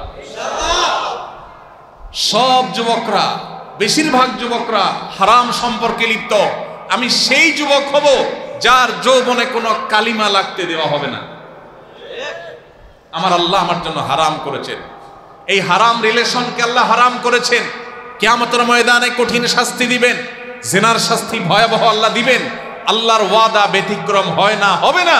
আল্লাহর ভয়ে আমার বন্ধুরা সবাই, আমার ক্লাসের সব সহপাঠীরা, তাদের প্রত্যেকের হারাম কাজের সঙ্গী আছে, অপকর্মের সাথী আছে, যেটাকে তারা গার্লফ্রেন্ড নাম দিয়েছে, যে তার জেনার সাথী। কিন্তু আমি আল্লাহকে ভয় করি, ইব্রাহিম আলাইহিস সালামের অনুসারী, যে ইব্রাহিম গোটা সমাজের মানুষের অনাচারের বিরুদ্ধে একাই দাঁড়িয়েছেন। আমি একাই স্রোতের বিপরীতে চলবো, এর নাম হলো মুসলমান। আল্লাহ আমাদেরকে সেরকম মুসলমান হওয়ার তৌফিক দান, আমাদের ঈমানগুলোকে আল্লাহ হেফাজত করবার তৌফিক দান। যুবক ভাইরা, আমি জানি হারামের হাতছানি আপনাদেরকে চতুর্দিক থেকে ডাকছে। পশ্চিমা অপসংস্কৃতি আমাদের সমাজকে কুরে কুরে খাচ্ছে, আমাদেরকে খাবলে খাবলে খাচ্ছে, ছোবল মারছে। বিজ্ঞাপনের নামে আপনাকে উস্কায়, নাটকের নামে আপনাকে উস্কায়, সিনেমার নামে আপনাকে উস্কানি দেয়। আপনাকে নানাভাবে আপনার চরিত্রকে নষ্ট করবার চেষ্টা করে। মনে রাখবেন, মুসলিম যুবকের সবচেয়ে বড় আধ্যাত্মিক স্পিরিচুয়াল শক্তি, এটা সে হেফাজত করতে পারে যখন সে তার চরিত্রকে হেফাজত করতে পারে। আজ সেরকম যুবক যদি পাওয়া যায় যারা ইব্রাহিম আলাইহিস সালামের মতো নিজের আদর্শের উপরে অটল অবিচল থাকবে, তাহলে এরাই আগামীর পৃথিবীর ত্রাণকর্তায় পরিণত হবে ইনশাআল্লাহ। আল্লাহ আমাদের সবাইকে আমাদের ঈমান আমলকে আল্লাহ হেফাজত করার তৌফিক দান করুন। ইব্রাহিম আলাইহিস সালামের জীবনের প্রতিটা লাইনে লাইনে আমাদের জন্য কিভাবে শিক্ষা আছে সেটা নিয়ে ঘন্টাকে ঘন্টা আলোচনা করে শেষ করা যাবে। ভাইরা আমার, আল্লাহ নবী ইব্রাহিম আলাইহিস সালাম নমরুদের সাথে যখন কথোপকথন হলো, সেখানেও নমরুদ যখন হার মেনে গেল, তখন ইব্রাহিম আলাইহিস সালামের বিরুদ্ধে তারা নানাবিধ ষড়যন্ত্র আঁটা শুরু করলো যে না, যে কোনোভাবে তাকে মারতে হবে। আল্লাহ তাআলা ইব্রাহিম আলাইহিস সালামকে তখন নির্দেশ করলেন, এলাকা ছেড়ে চলে যান। আপনি আপনার সাধ্য অনুযায়ী এলাকার মানুষকে হেদায়েতের চেষ্টা করেছেন, কপাল পোড়া তারা হেদায়েত গ্রহণ করে নাই। আপনি আপনার পরিবার নিয়ে চলে যান। তার সাথে তার ভাতিজা আরেক নবী লূত আলাইহিস সালাম ছিলেন, তাকে সাথে নিয়ে, পরিবারকে সাথে নিয়ে তিনি ইরাকের বাবেল শহর ত্যাগ করে হিজরত করলেন। কি করলেন ভাই? তার জীবনে 3টা হিজরতের কথা পাওয়া যায়। কয়টা হিজরত? এর ভিতরে একটা হিজরতের কথা পাওয়া যায় সূরা মারিয়ামের 48 নম্বর আয়াতে। আল্লাহ তাআলা বলেছেন, ওয়া আতাজিলকুম ওয়া মা তাদউনা মিন দুনিল্লাহি ওয়া আদউ রাব্বি। তিনি বলছেন, হে আমার সম্প্রদায়, তোমরা যেহেতু আমার রবের একত্ববাদকে স্বীকার করো নাই, সমাজে অনাচার চলছে তাই আমি সবার সাথে তাল মিলাবো না। তোমরা ভুল পথে আছো, সঠিক পথে আনার চেষ্টা করেছি, যেহেতু আসো নাই তাহলে তোমাদেরকে ত্যাগ করলাম।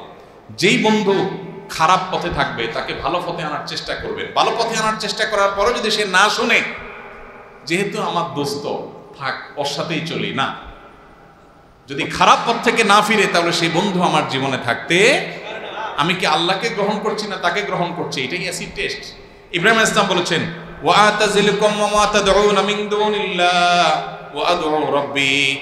আমি তোমরা যে যাদের উপাসনা করো, সেই প্রতিমা, সেই তারকারাজি, সেই চন্দ্র সূর্য, সেই সমস্ত সৃষ্টি যেগুলো আল্লাহ বানাইছেন সেগুলোকে তোমরা পূজা করছো, আমি সেগুলোকে ত্যাগ করছি, তোমাদেরকেও ত্যাগ করছি। এই এলাকা ত্যাগ করে তিনি চলে গেলেন।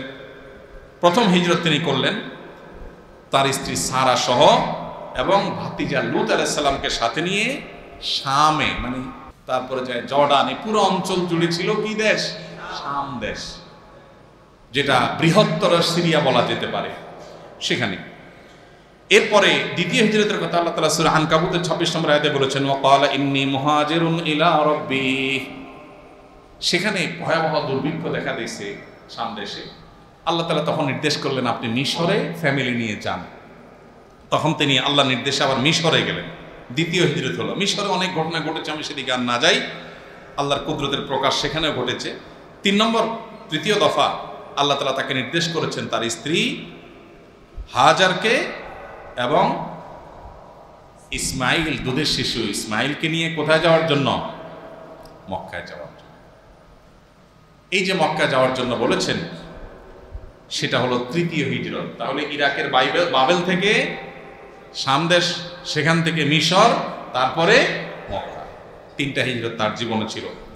এতগুলো ত্যাগ জীবনে করা লাগছে, এখান থেকে ওখানে, ওখান থেকে ওখানে। আল্লাহ নির্দেশ পালন কখনো পিছপা হন না। তার জীবনে কঠিন কঠিন পরীক্ষা আসছে ভাই। তার পরীক্ষাগুলো এত কঠিন ছিল, আল্লাহ বলেছেন, ওয়াইদিবতালা ইব্রাহিম রাব্বুহু বিকালিমাতিন ফাতাম্মাহুন। ইব্রাহিমের কথা স্মরণ করো তোমরা, যে আল্লাহ তাআলা তাকে অনেক পরীক্ষা করেছেন, সবগুলো পরীক্ষায় তিনি উত্তীর্ণ হয়েছেন, একটা পরীক্ষাও তিনি ফেল করেন নাই। আমরা সেই ইব্রাহিম আলাইহিস সালামের অনুসারী যেন হই। কোরআনে বারবার আমাদেরকে নির্দেশ করা হয়েছে যে আমরা যেন মিল্লাত ইব্রাহিম, হানিফ, সরল আদর্শ যেটা, সেটা যেন অনুসরণ করি। তো আল্লাহ তাআলা তাকে জীবনে অনেকগুলো পরীক্ষা নিয়েছেন। দেখুন, প্রথম পরীক্ষা তো ওই যে আমরা শুনলাম, এলাকাবাসী, নিজের বাপ দাদা সবাই তার বিরুদ্ধে ছিল। এটা পরীক্ষা না পরীক্ষা? এটা পরীক্ষা। এমনকি এলাকার মহাশক্তিধর জালেম শাসকের বিরুদ্ধে, এলাকাবাসীর বিরুদ্ধে, বাপ দাদা বিরুদ্ধে, প্রতিবেশী বিরুদ্ধে, এর চেয়ে বড় পরীক্ষা হতে পারে? আচ্ছা, এরপরে দ্বিতীয় দফা দেখা গেল যে নমরুদ, তার সাথে বিতর্ক, বাহাস, অগ্নিকুণ্ডে নিক্ষেপের পরিস্থিতি, আরেকটা পরীক্ষা। এরপরে আল্লাহ রাব্বুল আলামিন জীবনের শেষের দিকে এসে এমন এক পরীক্ষা নিলেন, সে পরীক্ষার কথা আপনারা সবাই জানেন। আল্লাহ নির্দেশ করেছেন নিজের কলিজার টুকরা পুত্র ইসমাইলকে জবাই করার জন্য। সহজ পরীক্ষা? কি বলেন? আল্লাহু আকবার। একটা বন্ধুকে আল্লাহর নির্দেশ পালন করতে গিয়ে ত্যাগ করতে পারি না, একটা হারাম সম্পর্ক ত্যাগ করতে পারি না, সেখানে সন্তানকে জবাই করার নির্দেশ, কোরবানি করার নির্দেশ। কত বড় পরীক্ষা ভাইরা আমার! এই পরীক্ষায় তিনি পাস করছেন না ফেল করছেন? আল্লাহু আকবার। কি পরীক্ষা ছিল বলেন? তিনি স্বপ্নে দেখেছেন সন্তানকে কোরবানি করছেন। সন্তানকে কি বললেন? বাবা, ইন্নী আরা ফিল মানামি আন্নী আযবাহুকা ফানজুর মাযা তারা। বললেন, বাবা, আমি তো স্বপ্নে দেখেছি তোমাকে কোরবানি করার। আর নবীর স্বপ্ন কিন্তু ওহী, আমাদের স্বপ্নের মতো না। আমাদের স্বপ্নে ভুলও দেখি, ভালোও দেখি, ঠিক ঠিকানা নাই, তাই না? নবীর স্বপ্ন, সব নবীদের স্বপ্ন ওহী, তারা ভুল কিছু দেখেন না, যা দেখেন আল্লাহ দেখেন। ফানজুর মাযা তারা, অতএব হে বাবা তুমি বলো এখন কি করব। আল্লাহু আকবার। ইসমাঈল আলাইহিস সালাম নবীর সন্তান, নবী, তিনি কি বলেছেন? قال يا أبت افعل ما تؤمر ستجدني إن شاء الله من الصابرين। বললেন, বাবা, আল্লাহ আপনাকে যে নির্দেশ করেছে নির্দ্বিধায় নিশ্চিন্তে সেটা বাস্তবায়ন করেন, আমি আপনার সন্তান হিসাবে সর্বোচ্চ ধৈর্য ধারণ করব। যেমন বাপ তেমন ছেলে। বাকি রইল মা। মা অনুমতি দেয় কিনা? দিছে না বাধা দিছে? আল্লাহু আকবার। এই জন্য কিয়ামত পর্যন্ত সকল পরিণত বয়সের পুরুষদের জন্য আল্লাহর আদেশকে কিভাবে মাথা পেতে নিতে হয়, যদি সেটা নিজের মনের বিরুদ্ধে হয়, তার জন্য সবচেয়ে বড় শিক্ষার নাম হলো ইব্রাহিম আলাইহিস সালাম। গোটা পৃথিবীর মাতৃজাতির জন্য, মায়ের জাতির জন্য, মায়েদের জন্য, বোনদের জন্য আল্লাহর আদেশের সামনে কিভাবে নিজের কলিজার টুকরাকেও কোরবান করতে হয়, তার জন্য সবচেয়ে উত্তম আদর্শের নাম হলো ইব্রাহিম আলাইহিস সালামের স্ত্রী হাজার। হাজার না সারা? এরপরে আসেন গোটা পৃথিবীর তরুণদের জন্য, যুবকদের জন্য আল্লাহর পক্ষ থেকে আল্লাহর আদেশের সামনে কিভাবে অটল অবিচল থাকতে হয়, নিজের সবচেয়ে প্রিয় জিনিসটাকে কিভাবে ত্যাগ করতে হয়, তার সবচেয়ে বড় শিক্ষা তরুণদের জন্য রেখে গেছেন কে? ইসমাঈল আলাইহিস সালাম। তরুণ ভাইরা আমার, আল্লাহর নির্দেশের সামনে স্যাক্রিফাইস করা শিখবো তো ইনশাআল্লাহ। একজনের সাথে হারাম রিলেশন আছে, কিন্তু আল্লাহর অনুমোদন নেই, হয় বিয়ে আর না হলে সম্পর্ক ঠিক। বন্ধুর সাথে অনেক জিগরি দোস্তি, কিন্তু বন্ধু আমার খারাপ অভ্যাস আছে, হারাম করে, নামাজ পড়ে না, আল্লাহর ভয় নাই, মুসলমানিত্ব নাই, আল্লাহর জন্য সেই বন্ধুকে কাট করে দিতে পারা, এটাই হলো ইব্রাহিম আলাইহিস সালামের আদর্শের শিক্ষা। মনে রাখবেন, নিজের মনে যা চায় সেটা গোলামি করার নাম, প্রবৃত্তির দাসত্ব করার নাম মনুষ্যত্ব নয়। এটা যে কেউ করতে পারে। প্রকৃত বাহাদুরি, বীরত্ব হলো নিজের মনের বিরুদ্ধে যুদ্ধ করে সেই যুদ্ধে জয়ী হও। আল্লাহ আমাদেরকে সেই তৌফিক দান করুন। ইব্রাহিম আলাইহিস সালাম, তাকে আল্লাহ তাআলা এই কঠিন পরীক্ষা নিয়েছেন, সেই পরীক্ষায় তিনি জিতেছেন। সন্তান জবে হয় নাই, আল্লাহ তাকে পরীক্ষা করেছেন মাত্র, যে আল্লাহর জন্য তিনি কতটা স্যাক্রিফাইস করতে পারেন।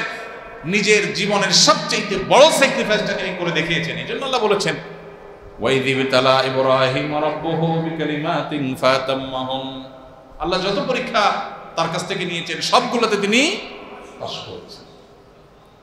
ভাইরা আমার, এরপরে তার জীবনে আরেকটা পরীক্ষা ছিল, ওই যে আগুনে নিক্ষেপ, যেটা আমরা একটু আগে শুনলাম। আরেকটা পরীক্ষা ছিল, মিশরে যখন হিজরত করে গেছেন, সেখানে জালেম শাসক তার স্ত্রীকে আটক করেছে এবং তার হারাম লিপ্সা পূরণ করার দুঃসাহস দেখিয়েছে। তিনি সেখানেও অটল ছিলেন, অবিচল ছিলেন, ভয় পায়ে যান নাই, শক্ত হাতে সেটা দমন করেছেন এবং আল্লাহ হেফাজত করেছেন, তার মুজিজা আল্লাহ প্রকাশ করেছেন। এরপর জীবনের আরেকটা কঠিন পরীক্ষা এর মাঝে হয়েছে, সেটা হলো পরিবারকে জনমানব শূন্য মক্কার শূন্য উপত্যকায় রেখে আসা। আল্লাহর নির্দেশটা মানাটা সহজ ছিল না কঠিন ছিল? কিন্তু সেই নির্দেশে তিনি পালন করেছেন না করেন নাই? এমনি এমনি আল্লাহর খলিল হন নাই, এমনি এমনি আল্লাহর বন্ধু হন নাই। অনেক পরীক্ষা দিয়ে, অনেক অ্যাসিড টেস্ট পার হয়ে তারপর তিনি আল্লাহর খলিল হয়েছে। আল্লাহ রাব্বুল আলামিনের সামনে ভাই আমাদের যেতে হবে। আমরা সবাই আল্লাহর কাছে চলে যাব। ইব্রাহিম আলাইহিস সালাম আল্লাহর কাছে চলে গেছেন, আমাদেরকেও যেতে হবে। এই পৃথিবীতে আমরা কেউ থাকবো না ভাই। শিক্ষিত যে তাকেও যেতে হবে, অশিক্ষিত যে তাকেও, ব্যবসায়ী যে তাকেও যেতে হবে, গরিব যে তাকেও। ভাইরা আমার, সবাইকে আল্লাহর সামনে যেতে হবে। আল্লাহর ইবাদত, আল্লাহর দাসত্ব করে যেতে পারাটাই হলো সার্থকতা, জান্নাত প্রাপ্তির নিশ্চয়তা। আর আল্লাহর দাসত্ব না করে প্রবৃত্তির গোলামি করা, দুনিয়ার জাকজমক আর চাকচিক্য দেখে এগুলোর পেছনে গিয়ে আল্লাহকে ভুলে যাওয়া, এই গাফলতের জীবনটা হলো ওই সত্যের জীবন, জাহান্নামের জীবন। আল্লাহ তাআলা নবী রাসূলদের জীবন থেকে আমাদেরকে আল্লাহর আনুগত্যের জীবনকে বাছাই করে নেওয়ার, অনুসরণ করার তৌফিক দান করুন। ইব্রাহিম আলাইহিস সালামের সন্তান সন্ততি কতজন ছিলেন সে সম্পর্কে অনেকে বলেছেন 4 জন ছিলেন। তাদের মধ্যে ইসমাইল আলাইহিস সালাম, ইসহাক আলাইহিস সালাম ছিলেন, এবং এর বাইরেও আরো 2 জন সন্তান তাদের ছিলেন। ইব্রাহিম আলাইহিস সালাম সম্পর্কে ওই যে আমরা বলছিলাম তিনি আবুল আম্বিয়া, সব নবীদের বাপ। কিভাবে সব নবীদের বাপ ছিলেন? ইব্রাহিম আলাইহিস সালামের ছেলের নাম ছিল, 2 ছেলের মধ্যে এক ছেলে ইসমাইল, আর এক ছেলের নাম ছিল কি? ইসহাক। ইসহাক আলাইহিস সালাম তিনিও নবী ছিলেন, ইসমাইল নবী ছিলেন। ইসহাক আলাইহিস সালামের ছেলের নাম ছিল কি? ইয়াকুব আলাইহিস সালাম।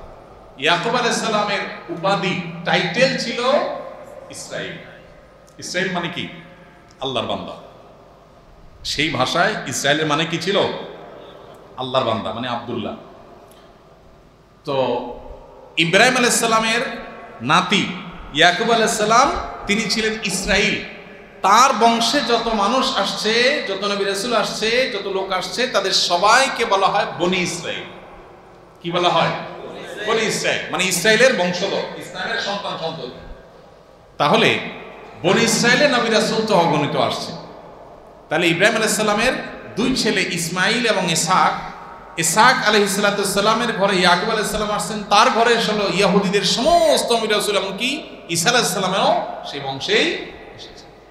আর ইসমাইল আলাইহিস সালামের বংশে একজন নবী শুধু এসেছেন, তার নাম হলো মুহাম্মদ মুস্তাফা সাল্লাল্লাহু আলাইহি ওয়াসাল্লাম।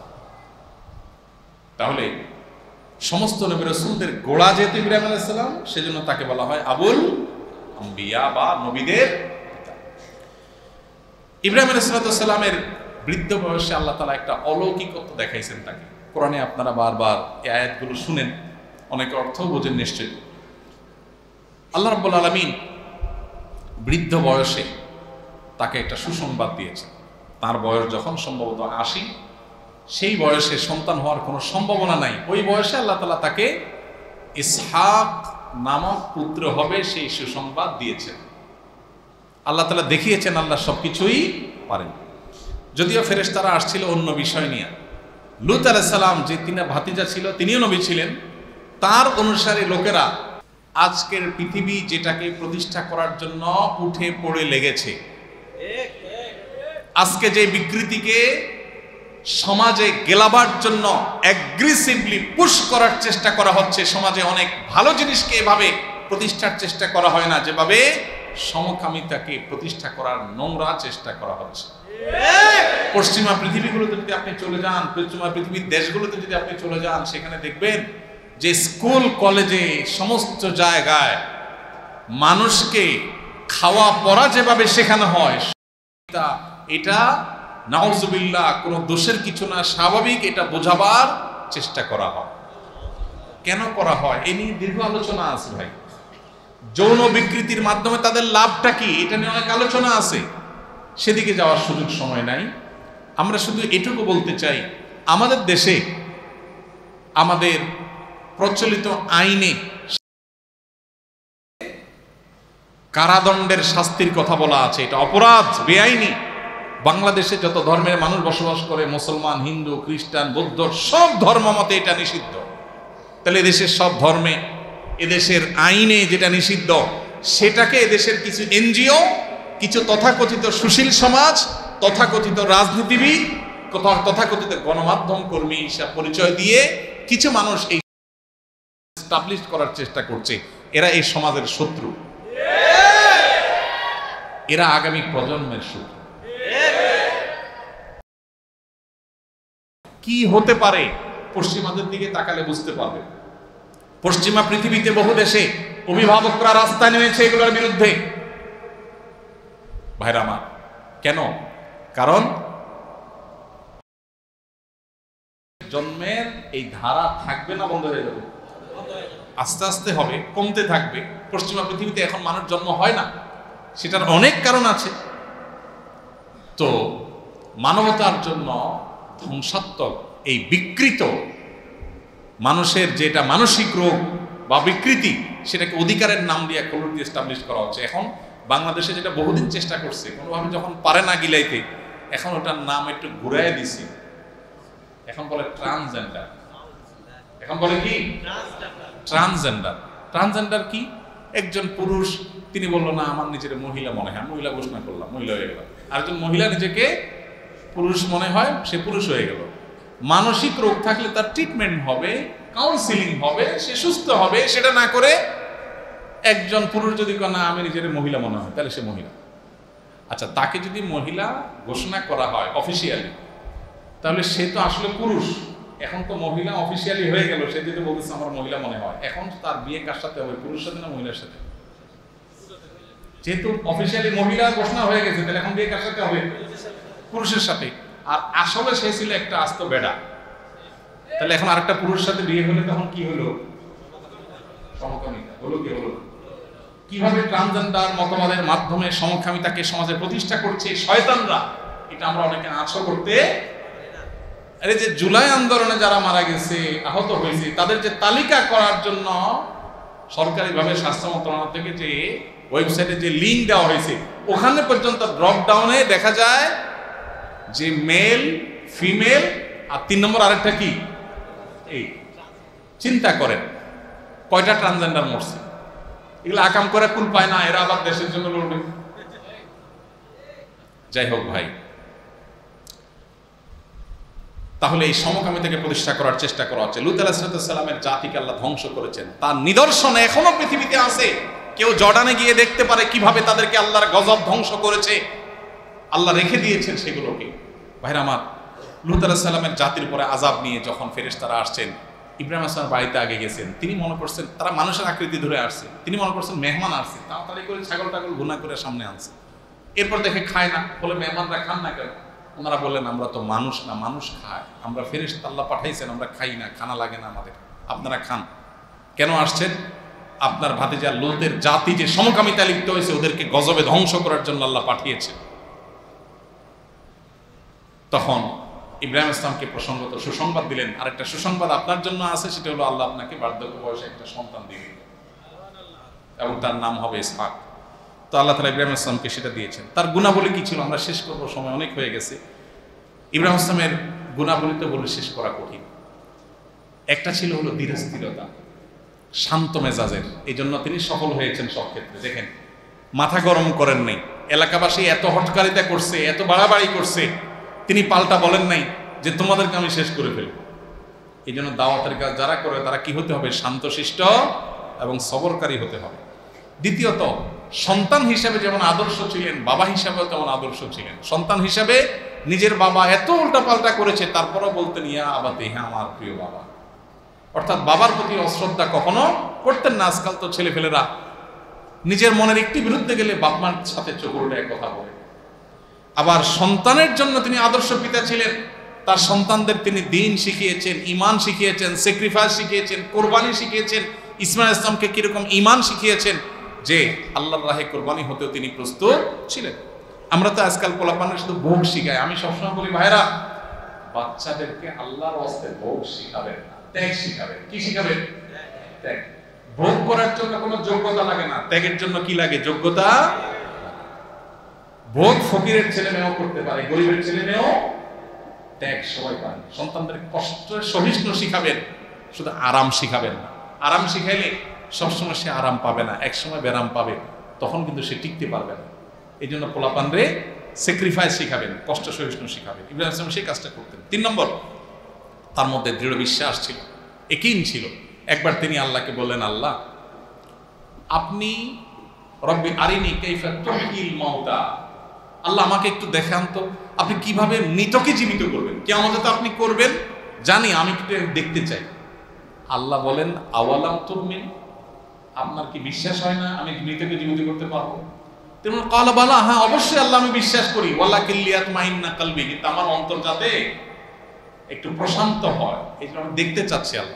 আল্লাহ বলেন ঠিক আছে, ফাখুজ আরবাআতাম মিনাত তাইর, 4টা পাখি নেন, জবাই করেন, টুকরা টুকরা করে 4 পাহে রাখেন, এরপর এগুলাকে আল্লাহ বলছেন যে আমার নাম নিয়ে ডাক দেন, এরা সবাই জীবিত হয়ে আসবে। তারা এসছে, আল্লাহর কুদরতের প্রকাশ আল্লাহ তার কাছে ঘটিয়েছেন। ভাইরা আমার, ইব্রাহিম আলাইহিস সালামকে এর মাধ্যমে আল্লাহ তাআলা দৃঢ় ঈমানওয়ালা বানিয়েছেন। তার ঈমানের শক্তি ছিল অনেক সবল এবং শক্তিশালী, তার বাহাদুরি বীরত্ব ছিল অনেক বেশি, সবর ছিল অনেক বেশি, তার তাওয়াক্কুল ছিল আল্লাহর প্রতি অনেক বেশি। এই জন্য অগ্নিকুণ্ডে নিক্ষেপ হওয়ার সময় বলছেন আল্লাহ আমার জন্য যথেষ্ট।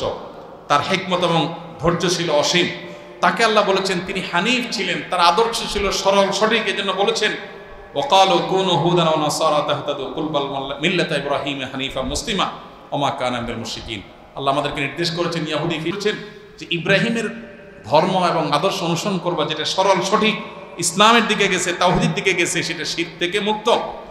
আল্লাহ তাআলা তাকে বলেছেন তিনি ধৈর্যশীল ছিলেন, আল্লাহর দিকে ধাবমান ছিলেন, দুনিয়ামুখী ছিলেন না, খাই খাই আমরা যেরকম করি এরকম ছিলেন না, তিনি আল্লাহমুখী ছিলেন। আল্লাহ বলেছেন ইন্না ইব্রাহিম লাআওয়াহুন হালিম, ইব্রাহিম আল্লাহর দিকে ধাবমান ছিলেন এবং হালিম ছিলেন, চরম ধৈর্যশীল ছিলেন। তিনি ছিলেন সুস্থ অন্তরের অধিকারী, তার মনে কোনো বক্রতা ছিল না, 2 নম্বরই ছিল না, মুনাফিকি ছিল না, শিরক ছিল না, পবিত্র ছিল তার অন্তর। এজন্য আল্লাহ বলেছেন ইজ্জা রাব্বাহু বিকলবিন সালিম, ইব্রাহিম যখন তার রবের কাছে এসেছে পরিচ্ছন্ন অন্তর নিয়ে এসেছে।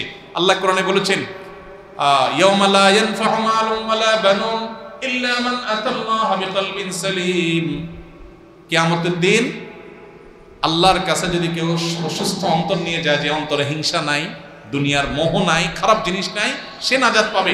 সন্তান সম্পদ মানুষকে নাজাত দিতে পারে না। ইব্রাহিম আলাইহিস সালাম সম্পর্কে আল্লাহ আরো সার্টিফিকেট দিয়েছেন, তিনি মেহমান নওয়াজ ছিলেন। এক হাদিসে আসছে নবী সাল্লাল্লাহু আলাইহি ওয়াসাল্লাম জিজ্ঞাসা করেছেন ফেরেশতাকে, আল্লাহ তাআলা ইব্রাহিমকে খলিল হিসাবে কেন ঘোষণা করেছেন? বলেন যে তিনি মানুষকে খানা খাওয়াইতেন, খানা খাওয়ানো পছন্দ করতেন, মেহমান নওয়াজ ছিলেন। ওই যে ফেরেশতারা আসছেন মেহমান নওয়াজি করছেন।